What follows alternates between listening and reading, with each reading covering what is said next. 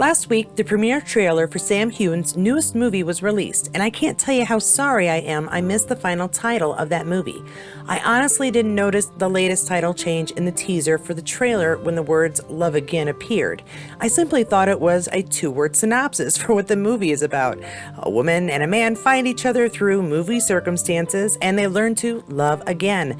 I completely missed that those two words had become the new title. I can say this was the third title in use since the movie was revealed, so I should have been more vigilant.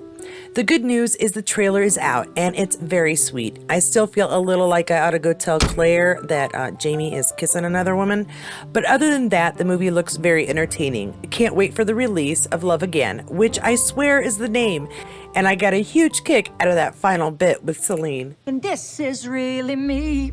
Oh my gosh, hi. Hi, and welcome back to Katie's Corner in Space, where I attempt to help to keep us going week to week through Outlander.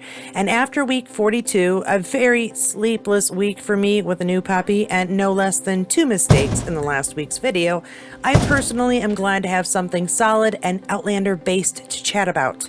That is, of course, the latest news of the new intro sequence for the 7th season, performed by none other than Sinead O'Connor. Caitriona is especially excited over the announcement, saying, "There are few women as iconic as Sinead O'Connor. I grew up wanting to emulate her, wore docs, shaved my head, and wished I had the courage to speak truth to power as she did. Now I play another fierce, fearless woman on a show, and the two worlds collide. Thank you, Sinead." Sadly, of course, I cannot share the song here, but I will have a link below and hopefully a card about here so you can check it out yourself.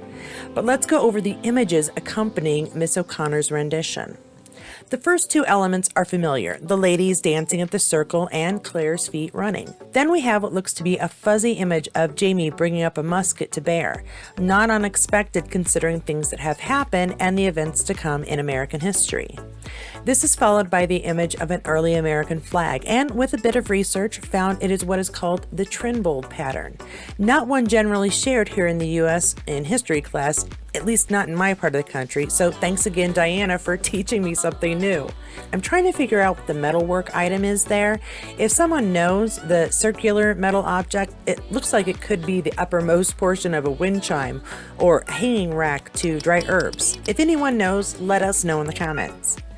The next image is of 4 figures in a rowboat, though I can't be sure who any of the people present are. One of them could be Claire, but it's difficult to be sure.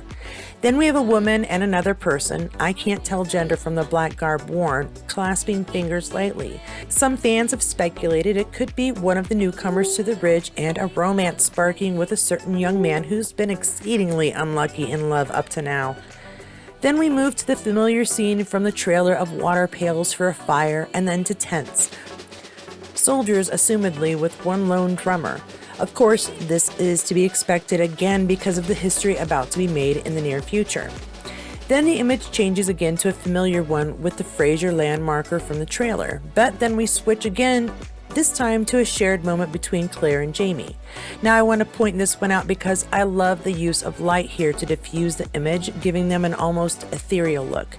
I always enjoy the filmography used in Outlander, and it's often because of these little details. Then we have Roger and Jemmy, it seems at the beach, and Roger is putting something, a gem possibly, in Jemmy's pocket. Followed by another beach scene, however it looks like Bree is sitting looking out to the sea while possibly Jemmy and Roger are playing nearby. Though the tall figure really doesn't look like Roger, but more like a person in a dress, not slacks. Could be a long overcoat. Again, as the image isn't clear enough to tell, I'm open to interpretations. After the beach, however, it looks as though things are getting more serious as soldiers are now lined up and firing. The redcoats' point of view is what we get, but you can see puffs of smoke across the field, which leads me to believe some fighting is indeed beginning. We now have the ladies dancing in the stones again, this time followed by outright battle as the British flag and that American Trimbold are seen while people are seemingly battling. That, "all right men, charge" moment seems to be what is going on. But very little can actually be seen from this view other than that. Once again, an image from the trailer of John's keepsake being put into someone's hand. Do we think John is giving it to Jamie? Many fans have pointed out the gem may be a gift to Jamie so that Bree could travel through the stones. I feel like that's what we are seeing right here before it cuts to another trailer image, this time of Jamie having a face wash, then soldiers on a hill in the late evening are shown. Then we have an English ship on the sea, followed again by these ladies dancing at the stones, another trailer scene of figures riding their horses over a lovely green field, and then the sequence closes on the stones. I do love the opening sequences each year because, vague as they are, clues to the stories are always revealed. For instance, the ladies dancing at the stones may be featured so often this year because we are expecting quite a bit of time traveling.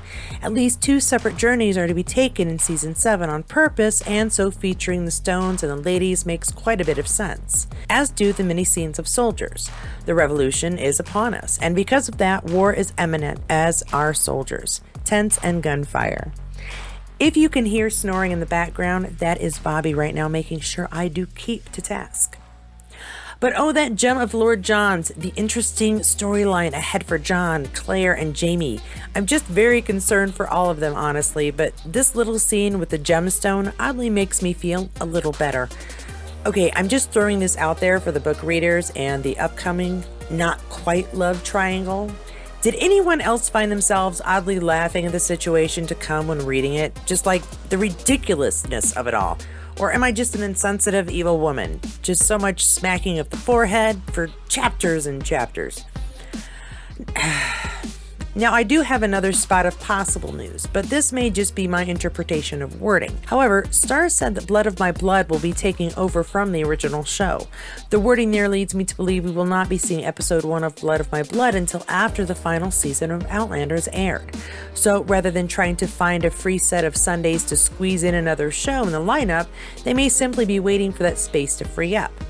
Honestly, I would prefer a little crossover of the two. However, I can see the logic in having the ability to take virtually the same crew and trusted behind-the-scenes workers of all sorts from one production to another, and the easiest way to do that is to be done with Project 1 before moving on to Project 2. It may mean a longer wait, but could also mean better production right off the bat, as the people working on Blood of My Blood are already experienced and invested in the story.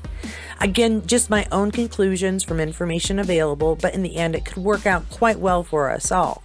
For my fellow pet lovers and fur baby parents, here again is our new addition, Bobby, and because I haven't had him on anything other than stills in my earlier videos, a reintroduction to Bear, who is in desperate need of a grooming. I'm aware he's going in next week. We are getting ready for bed, and they love to play before bed. Bobby's adjusting nicely, and while I work, they both ensure I keep on task. While they sleep after a hard day's work, why not check out some of these videos, and I'll see you there.